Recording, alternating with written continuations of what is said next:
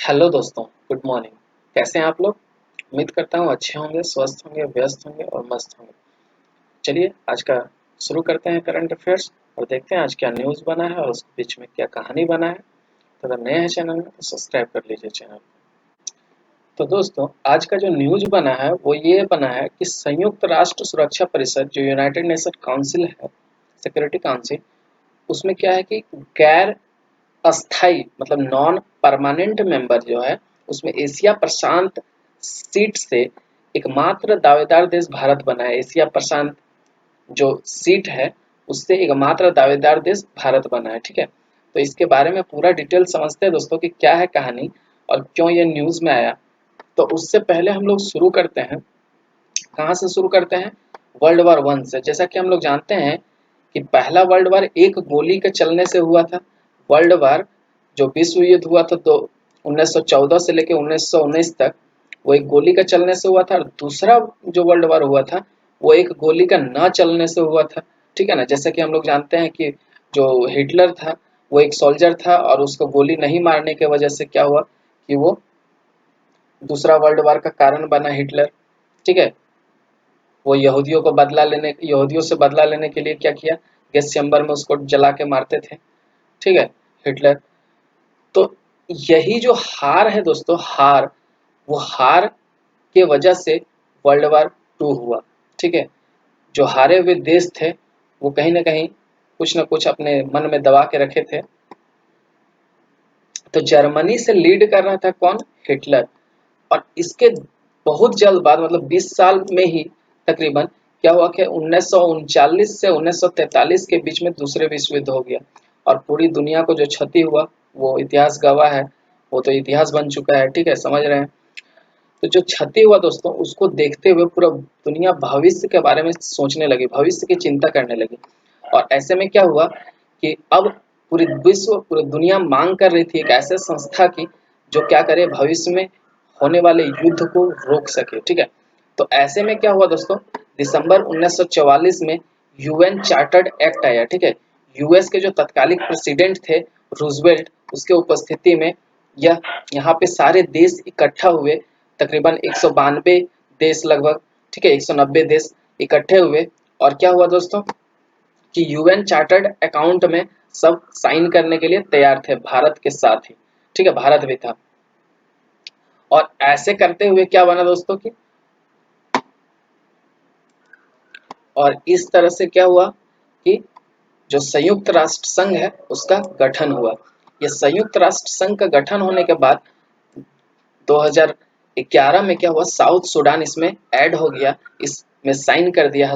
जब south Sudan देश बना तो और टोटल देश क्या हो गया, 193, जो अभी 193 देशों का यह समूह है। ठीक है दोस्तों, इसके बारे में हम लोग थोड़ा सा डिटेल्स में समझते हैं कि यहाँ पे क्या है दोस्तों कि यह एक संस्था है यूनाइटेड नेशन का। जो यूनाइटेड नेशन जो हम लोग का बन चुका था उसका ही एक संस्था है, संयुक्त राष्ट्र सुरक्षा परिषद। इसका क्या काम है इसके बारे में हम लोग समझेंगे। तो इसमें क्या होता है कि दोस्तों इसमें 15 मेंबर होते हैं, 5 परमानेंट मेंबर होते हैं और 10 जो है नॉन परमानेंट मेंबर होते हैं, अस्थायी सदस्य होते हैं। और ये 10 का जो सदस्य है इसको 2 साल के लिए चुने जाते हैं और इसका चुनाव हर साल होता है। 5 सदस्य हर साल यहाँ पर जाते हैं और 5 सदस्य यहाँ से रिटायर होते हैं। ठीक है, तो क्या हुआ दोस्तों कि भारत जो है 2014 तक 7 बार इसका सदस्य चुना जा चुका है। ठीक है, तो भारत के लिए गर्व की बात है।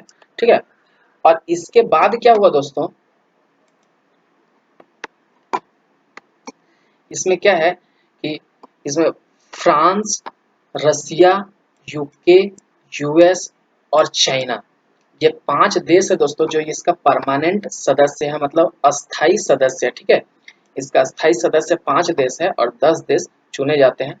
तो उनमें से क्या है कि भारत जो है चुने जाएगा प्रशांत, एशिया प्रशांत स्पेसिफिक से, जो कि 55 देशों ने इसका बहुमत देने का फैसला लिया है। ठीक है, मतलब 55 देश चाह रहे हैं कि इसके पक्ष में वोटिंग करेंगे। तो उम्मीद है कि ये यूनियन सिक्योरिटी काउंसिल का सदस्य बन जाएगा। ठीक है, इसमें 5 सदस्य जो है 2 साल के लिए चुने जाते हैं, जैसा कि बताया मैं। इसमें 5 सीट इस तरह से है। 5 सीट क्या है, पहला अमेरिकन एशियाई देशों से, दूसरा पूर्वी यूरोप से दूसरा सीट है और 2 सीट जो है लेटिन अमेरिका से है।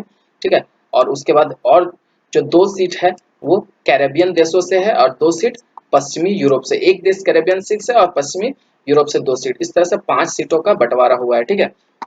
और बाकी देशों से इसमें क्षेत्रीय समूह इस समूह एशिया पैसिफिक की तरफ से 55 देश है। एशिया पैसिफिक की तरफ से 55 देश है, ठीक है, जिसमें से कि भारत को क्या है कि चुने जाने का बात करी गई है, सब सपोर्ट देने का बात करी गई है, ठीक है दोस्तों। तो ये संस्था जो है ये करती क्या है, तो ये शांति स्थापित करती है। शांति स्थापित करती है मतलब आज तक ये सफल है कि आज तक जो विश्व युद्ध 3 होने नहीं दिया है, और जानते हैं विश्व युद्ध 3 हो जाएगा अगर तो क्या होगा दोस्तों कि पूरा राख ही राख बचेगा पूरा पृथ्वी में। हम लोग जानते हैं कि आज क्या टेक्नोलॉजी है। तो यूएन शांति सैनिक मतलब यूएन फोर्सेस जो है पीस कीपिंग फोर्सेस भेजते हैं, जहां भी इस तरह का विवाद होता है, जहां भी लड़ाई का माहौल बनता है, युद्ध का माहौल बनता है, वहां पर जाके ये लोग शांति कराते हैं। तो इसमें यूएन में जो शांति सैनिक है दोस्तों वो सभी देशों से जाते हैं। यहाँ पर भारत भी अपना सैनिक भेजता है यहाँ पर, ठीक है। ये युद्ध रोकने का काम करता है। अगर ये जो बोलता है वो सभी देश इसको फॉलो करते हैं, ठीक है दोस्तों। तो इसमें जो 15 देश है, इसमें 15 देश वो पूरा दुनिया को लीड करता है, पूरा दुनिया का निर्णय लेता है ये 15 देश ही, ठीक है। 193 देशों का निर्णय ये 15 देश लेते हैं, ठीक है इसमें। और क्या है कि इसमें जो भी निर्णय लिया जाता है वो 9/15 मतलब 15 में से 9 का पक्ष होना चाहिए। अगर 9 वोटिंग कर दिया तो वही कार्य होगा। लेकिन इसके अतिरिक्त भी दोस्तों क्या है कि 5 सदस्य जो है ना, इसका वीटो पावर है। वीटो पावर ये है कि अगर 9 देश ने कोई डिसीजन लिया और इसमें से 5 में से कोई भी देश अगर बोल दिया कि नहीं ये गलत है, ऐसा नहीं होगा, तो फिर वो नहीं ही होगा, ठीक है। तो इसको बोलते हैं वीटो पावर।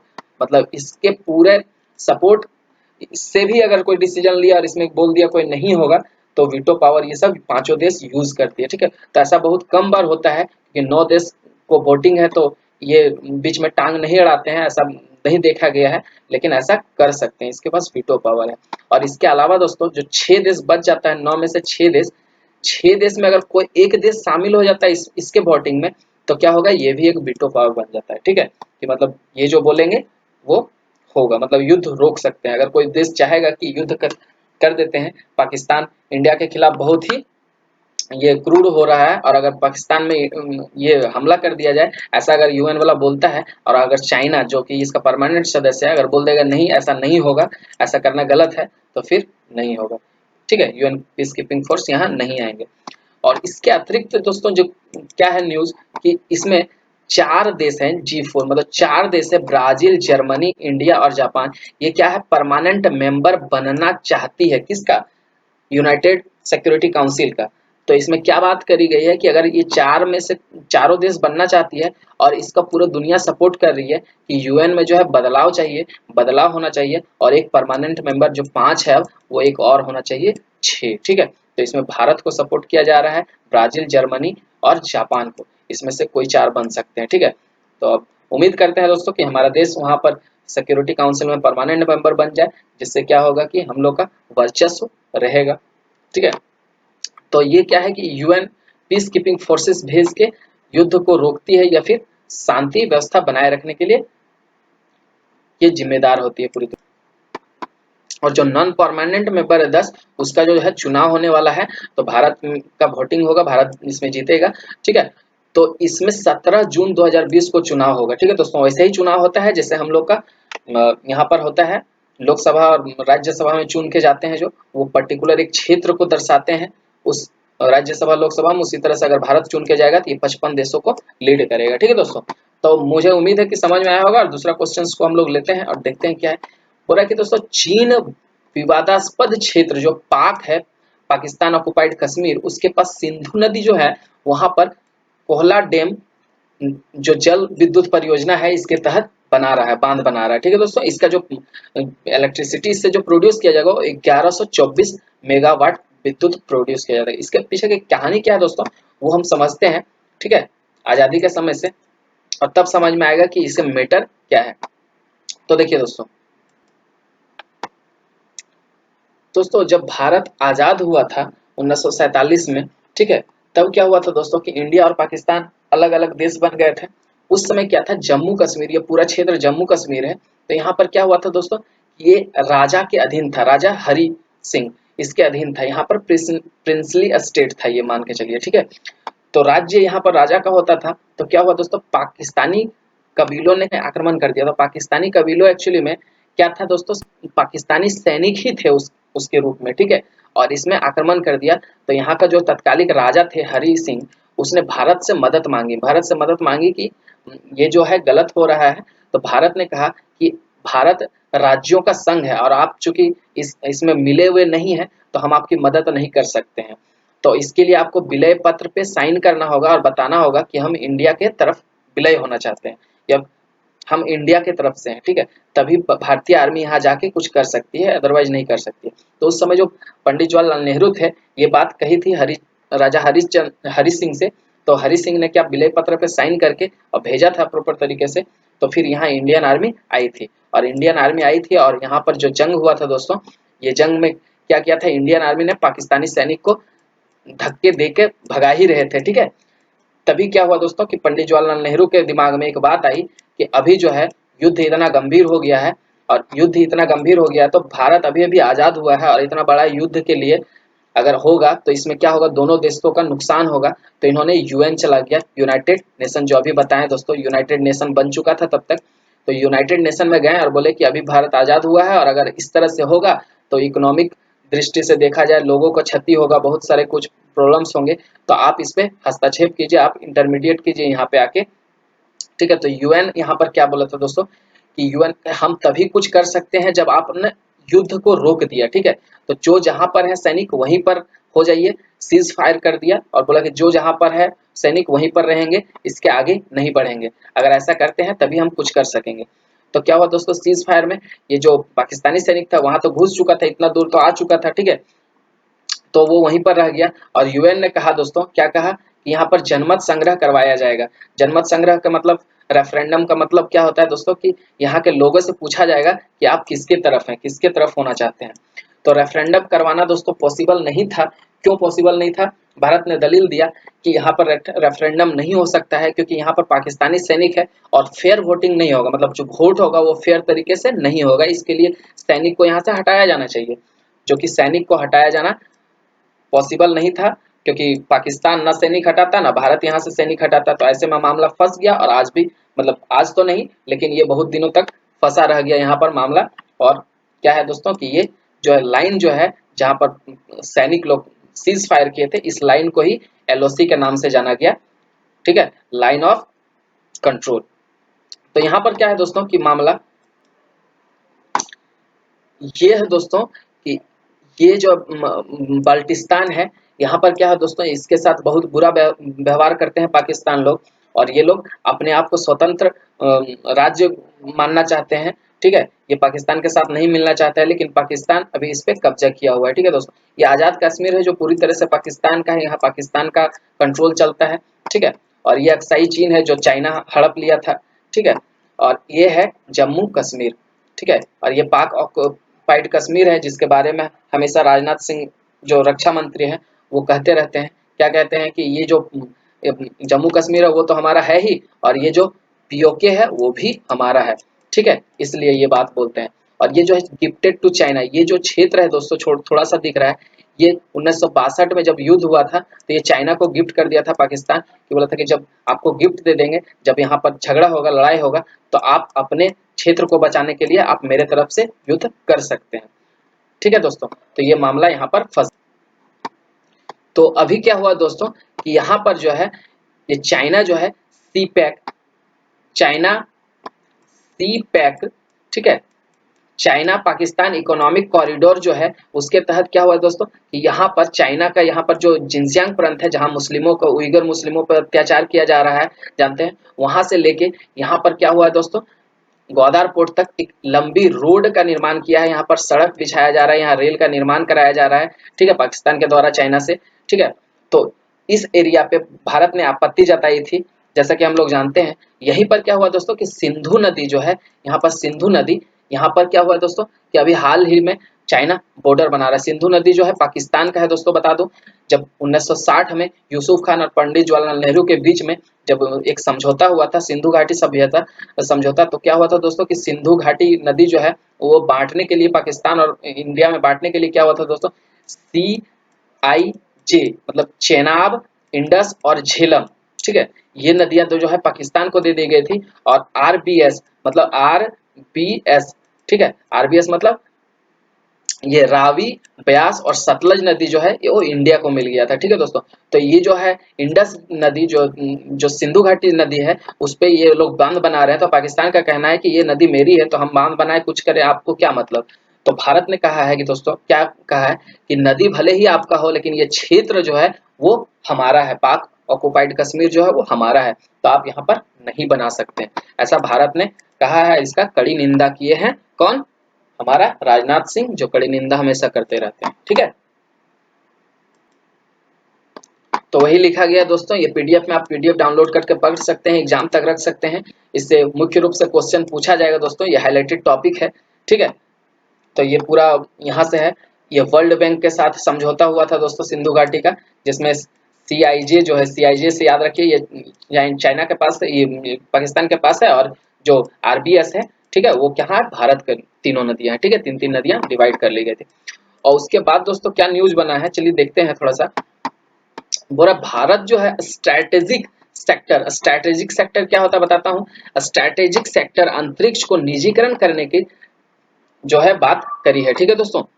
तो क्या है कि स्ट्रैटेजिक सेक्टर जो क्या होता है कि वैसा सेक्टर, वैसा क्षेत्र जो क्या है भारत को या फिर कोई भी देश को जियोपॉलिटिकली मतलब वैश्विक रूप से पॉलिटिकल ये में क्या करता है, स्ट्रांग बनाता है और उसको एक अलग पहचान दिलाता है। जैसे भारत का रेलवे, जैसे इसरो हमारा हो गया, ठीक है, ये दुनिया में पहचान दिलाती है हमको, ठीक है। जैसे हम हमारा कोई कश्मीर का क्षेत्र, ये क्या है, पूरी दुनिया में हमारा पहचान दिलाती है भारत का, ठीक है। तो ऐसे क्षेत्रों को, ऐसे क्षेत्रों या ऐसे व्यवसायी को, ऐसे संगठन को जो हमारे पूरी दुनिया में पहचान दिलाती है, ठीक है, उसको हम लोग बोलते हैं स्ट्रैटेजिक सेक्टर। रेलवे हो गया, ठीक है, DRDO हो गया, ये सब। जैसे अमेरिका का क्या है दोस्तों कि अमेरिका का कंपनी स्पेस एक्स, जो हम लोग जानते हैं कि अमेरिका का कंपनी कौन थे, स्पेस एक्स जो था वो क्या किया था कि अभी नासा के साथ जो है एक मानव मिशन के लिए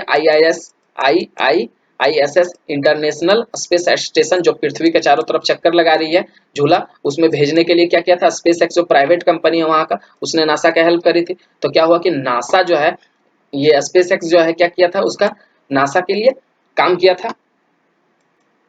और उसी तरह चाइना का एक प्राइवेट कंपनी है जो दोस्तों, जो लॉन्ग मार्च 5 के जरिए जो है मानव मिशन भेजने के लिए प्रोटोटाइप भेजा था। मानव मिशन भेजेगा चाइना, उसके लिए प्रोटोटाइप भेजा था, तो वो भी प्राइवेट कंपनी का है, लॉन्ग मार्च 5 जो यान जिससे भेजा था, ठीक है दोस्तों। तो देख रहे हैं कि प्राइवेट कंपनियां जो है विदेश में क्या क्या मतलब धमाल मचा रही है, ठीक है। स्पेस एक्स, एलोन मस्क जो पूरा दुनिया में फेमस हो गया है, ठीक है। तो उसी तरह क्या चाहती है दोस्तों कि भारत सरकार भी चाहती है कि भारत सरकार का जो है पैसा वो नहीं खर्च हो, कम खर्च हो, ठीक है।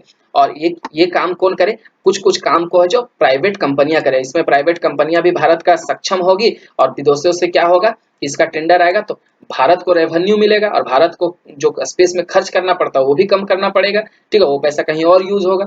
तो ऐसा सोच के दोस्तों क्या किया है कि जो भारत सरकार ने है, निर्मला सीतारमन जो है उन्होंने ये बात करी है, जो बोर्ड बैठी थी नितिन गडकरी के उपस्थिति में, जो बोर्ड बैठी थी CII, ठीक है, कॉन्फेडरेशन इंडस्ट्रीज ऑफ इंडिया का जो बोर्ड बैठी थी, उसमें कहा गया था, ये जब बात करी गई थी 5I प्लान का, तो बात करी गई थी मोदी का 5I प्लान का, ठीक है, उस समय ये बात करी गई थी निर्मला सीतारमन द्वारा। और ये है दोस्तों मंगल मिशन, जो मंगल मिशन ही था दोस्तों जो हम लोग को स्पेस टेक्नोलॉजी में भारत को 5वां रैंक दिलाया है, क्योंकि मंगल मिशन पहली बार कोई सफलतापूर्वक लॉन्च नहीं किया है और जो हम लोग करके दिखाए हैं, ठीक है दोस्तों। तो ये सब क्या है, ग्लोबली भारत को स्ट्रॉन्ग बनाती है। तो देखिए दोस्तों दूसरा न्यूज क्या बना है, दूसरा न्यूज हाल ही में मूडीज रिपोर्ट आया था। मूडीज जो अमेरिकी कंपनी है दोस्तों, एजेंसी है, ठीक है, उसकी रिपोर्ट आई थी। भारत की रैंकिंग जो है कम बताई गई थी, भारत की रैंकिंग BAA2 से क्या कर दिया था, BAA3 में कर दिया था दोस्तों, घटा दिया था, ठीक है। तो उसके बाद क्या हुआ था, मोदी जी जो है CIA का एक 125वां बैठक किया था, confederation industries India Indian industries, ठीक है, उसका बैठक कराए थे। और उसके बाद 5 प्लान दिया था, 5 प्लान क्या दिया था दोस्तों? इंटेंट, इंक्लूजन, ये पिछला वीडियो में बता चुका हूँ, इन्वेस्टमेंट, इंफ्रास्ट्रक्चर और इनोवेशन, ये देख लीजिएगा पिछला वीडियो में। इसके बाद क्या हुआ था दोस्तों? तो भारत सरकार जो दोस्तों CII का बैठक किया, उसमें 5 प्लान देने के साथ साथ क्या बोला दोस्तों कि भारत सरकार बोला कि गवर्नमेंट को ऐसा 10 चीजें मिल गई है, ऐसा 10 चीजें मिल गई है जो इकोनॉमी को क्या करेगा? बूस्ट कर सकती है। तो वो क्या बोले हैं दोस्तों कि इन 10 सेक्टर्स में क्या होगा कि इंपोर्ट पर कंट्रोल किया जाएगा। इंपोर्ट मतलब जो दूसरे देश से सामान मंगाते हैं, इस पे कंट्रोल किया जाएगा। तो भारत में बना सामान यूज करेंगे लोग दोस्तों, और क्या होगा कि भारत का इकोनॉमी अच्छी होगी, स्वस्थ होगी, ठीक है। तो इसके लिए 10 जो बात करी गई है दोस्तों, उसमें क्या क्या बताया गया है, तो चलिए देखते हैं हम लोग क्या क्या बात करी गई 10 क्षेत्रों। पूंजीगत वस्तुएं, फार्मास्यूटिकल, मशीनरी, मोबाइल्स, इलेक्ट्रॉनिक्स, रत्न आभूषण, एयर कंडीशनर आदि शामिल है, ठीक है दोस्तों। तो इसमें क्या बोला गया है कि इसमें जो है हम लोग बाहर से एक्सपोर्ट जो होकर जो आता है उसमें कटौती करेंगे, ठीक है। कटौती ही कर सकते हो दोस्तों, क्योंकि अगर हम लोग बैन कर देंगे तो ये क्या होगा कि ये जो ऑर्गेनाइजेशन है WTO, वर्ल्ड ट्रेड ऑर्गेनाइजेशन, उसके खिलाफ चले जाएंगे हम लोग, तो बैन नहीं कर सकते हैं, ठीक है। उसमें क्या करेंगे हम लोग को रेट बढ़ा देंगे, ठीक है, ड्यूटी टैक्स बढ़ा देंगे। तो क्या होगा कि दोस्तों लोग उसको ना लेके जो स्वदेशी चीजें हैं वो लेंगे। तो स्वदेशी चीजों का क्या है दोस्तों, क्वालिटी को अच्छा किया जाएगा, ठीक है, इस पे प्रॉपर तरीके से काम किया जाएगा, क्वालिटी सुधारा जाएगा। तो इससे क्या होगा कि इंपोर्ट नहीं करना पड़ेगा, इंपोर्ट नहीं करना पड़ेगा तो देश का आर्थिक स्थिति ठीक होगा। और यहाँ पर क्या फैक्ट दोस्तों कि जो एसी है 30% जो एसी है वो विदेशों से मंगाया जाता है। अगर भारत में जो एसी बनाने वाली कंपनी है उसमें अगर जो है क्वालिटी सुधार दिया जाए तो क्या है कि दोस्तों भारत से एसी इंपोर्ट नहीं करवानी पड़ेगी, ऐसी बहुत सारी चीजें इंपोर्ट नहीं करवानी पड़ेगी, और जीडीपी में क्या होगा हम लोग का बढ़ावा मिलेगा, ठीक है। तो जो गवर्नमेंट का ये है चाल, ठीक है, तो मुझे उम्मीद है कि ये सक्सेस होगा और हम लोग का इकोनॉमी ग्रोथ। इसको पीडीएफ में दोस्तों पढ़ लीजिएगा अच्छे से, एकदम जो लिखा गया है बहुत अच्छे तरीके से, ठीक है। एग्जाम तक इसको रख के देखिए, आप इसको यूज कीजिए, एग्जाम में इसमें से क्वेश्चंस ही आएंगे दोस्तों, ठीक है। और क्या बोला गया है दूसरा न्यूज जो है, जम्मू कश्मीर केंद्र शासित प्रदेश, जम्मू कश्मीर आपके शासित प्रदेश बन चुका है दोस्तों, जानते हैं हम लोग। नई मीडिया नीति लाई है, यहाँ पर नई मीडिया नीति लाई है, मतलब इसमें क्या किया गया है 2020 नई मीडिया नीति में क्या किया गया है कि जम्मू कश्मीर में जो है ना मीडिया वाला चैनल वाला वो वही दिखाएंगे जो यहाँ का प्रशासन चाहेंगे, ठीक है। अब ऐसा क्यों बोला है दोस्तों, क्योंकि जान रहे हैं कि हम लोग पत्थरबाजी और ये सब मीडिया में दिखाया जाता है, वहां पर भड़काया जाता है लोगों को, जो आए दिन खबरों में रहती है, ये बात हम लोग सब जानते हैं। तो वहां का प्रशासन क्या बोले हैं कि प्रशासन ये तय करेंगे कि जम्मू कश्मीर की मीडिया क्या दिखाएगी, ठीक है। जम्मू कश्मीर को मीडिया को दिखाना चाहिए क्या, टूरिज्म दिखाना चाहिए, वहाँ का डेवलपमेंट दिखाना चाहिए, ताकि वहाँ का जो लोगों के प्रति सोच है जम्मू कश्मीर का वो बदलेगा, ठीक है। लोग वहाँ इन्वेस्ट करेंगे तो वहाँ पर क्या होगा कि जो है वहाँ पर ये रोजगार प्रोड्यूस होगा, तो लोग जो है युवा वहाँ पर पत्थरबाजी नहीं करेंगे बल्कि काम करेंगे नौकरियां हासिल करके, ठीक है दोस्तों। तो ये सब कहा गया है, दलील दी गई है, ठीक है। और वहाँ पर क्या बोला गया है दोस्तों, इसके अलावा IIM, मतलब IIM इंडियन मैनेजमेंट स्कूल नहीं, IIM मतलब मतलब इंडियन इंस्टीट्यूट ऑफ मीडिया, ठीक है, ये कॉलेज खोलने की बात करी गई है जम्मू कश्मीर में, ठीक है दोस्तों।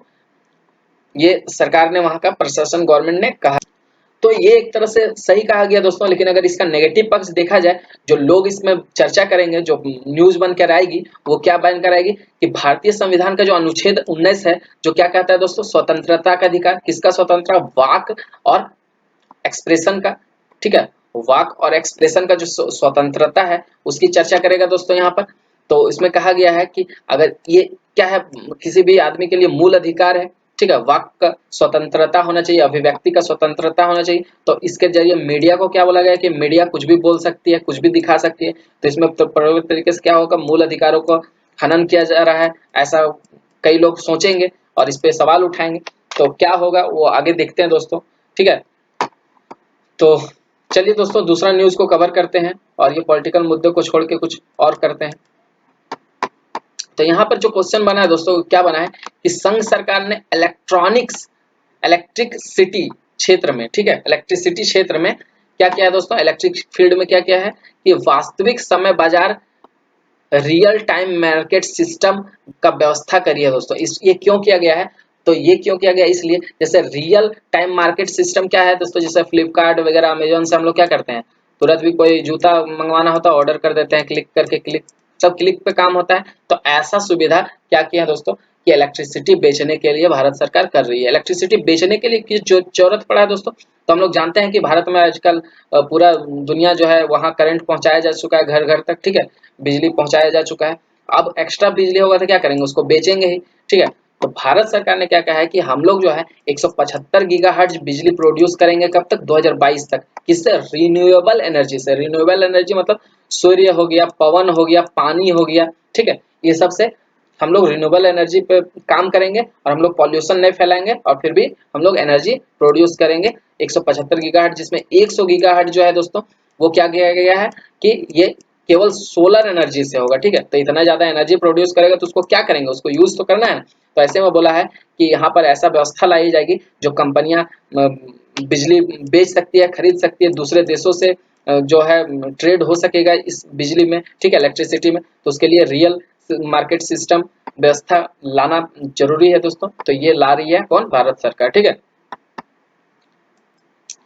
और उसके बाद क्या न्यूज बना है दोस्तों कि बना कि स्टार्टअप इकोसिस्टम रैंकिंग में जो रिपोर्ट आई है दोस्तों, इसमें क्या है, भारत का रैंक 23 आई है। पहले 2019 में ये रैंक थी 17 दोस्तों, और ये 23, तो रैंक गिरा दी है। स्टार्टअप इकोसिस्टम जो रैंकिंग जारी करता है वो कौन जारी करता है, स्टार्टअप लिंक। स्टार्टअप लिंक करके एक कंपनी है वो जारी करता है। इसमें रिपोर्ट में क्या बोला जाता है दोस्तों, इसमें देखा जाता है कि जो पर्टिकुलर देश में है उसकी क्वालिटी क्या है, कंपनी की क्वालिटी क्या है। कोई भी कंपनी खोल रहा है तो उसका क्वालिटी क्या है, कंपनी कितने हैं उस देश में, ठीक है, और उसमें जो कंपनी के लिए माहौल है वहां पर वो क्या है, कंपनी कितनी इंप्रूवमेंट कर रही है, ये सब देख के रैंकिंग जारी करती है स्टार्टअप इकोसिस्टम। इसमें नई कंपनी खोलने के बारे में कहा जाता है कि वहां पर कितना अनुकूल वातावरण है कोई भी नई कंपनी खोलने के लिए, ठीक है दोस्तों, या फिर प्रतिकूल है बात, ठीक है दोस्तों। तो इसमें क्या कहा गया है कि जो फर्स्ट जो पोजीशंस पाया है वो क्या पाया गया है, यूके द्वारा, ठीक है, और दूसरा जो पोजीशंस पाया गया है वो क्या, उसमें ये है, सॉरी, यूएस जो है फर्स्ट में है दोस्तों, अमेरिका फर्स्ट में, और यूके जो है वो सेकंड स्थान पाया है, और इजराइल जो है वो थर्ड स्थान पाया है, थर्ड रैंक। और अगर सिटी का बात करेंगे, 100 सिटी, टॉप 100 सिटी में कौन है, तो टॉप 100 सिटी में जो है बेंगलोर को, हमारा भारत से बेंगलोर को 14वां स्थान मिला है, ठीक है। दिल्ली को क्या मिला है, 15वां स्थान, और 22वें स्थान पर मुंबई रहा है। हैदराबाद 96 स्थान पर रहा है, ठीक है।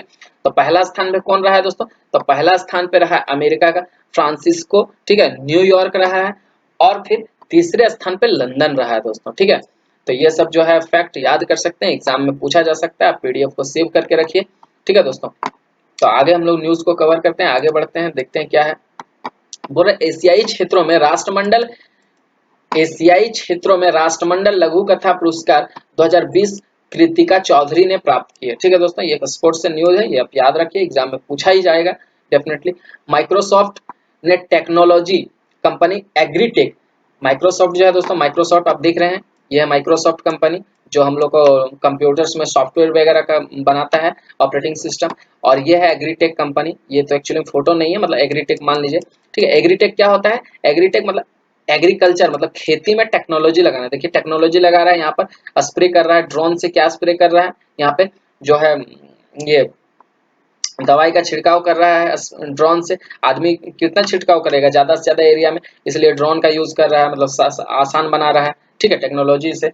तो ये माइक्रोसॉफ्ट और एग्रीटेक कंपनी जो है स्टार्टअप कंपनी जो कृषि पे काम करता है टेक्नोलॉजी के माध्यम से, ये दोनों मतलब हाथ मिला लिए हैं और काम करेंगे, ठीक है दोस्तों।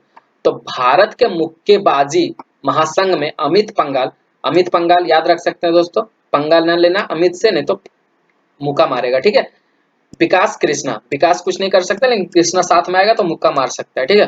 तो विकास कृष्णा, अमित पंगाल, दो नाम है दोस्तों जो मुक्केबाजी महासंघ ने खेल रत्न पुरस्कार के लिए प्रस्ताव भेजा है। मतलब इसका भी प्रस्ताव भेजा, सबका प्रस्ताव भेजा जा रहा है, तो इसका भी प्रस्ताव भेज दिया है। देखिए भारत रत्न किसको मिलता है, ठीक है। तो ये सब न्यूज था दोस्तों, और अगर बात करें आगे तो thank you so much. Subscribe GK to GS मेरा चैनल है दोस्तों। तो मोर अपडेट, अगर अपडेट चाहते हैं तो आप इसमें क्लिक कर सकते हैं, नोटिफिकेशन बिल को दबा सकते हैं।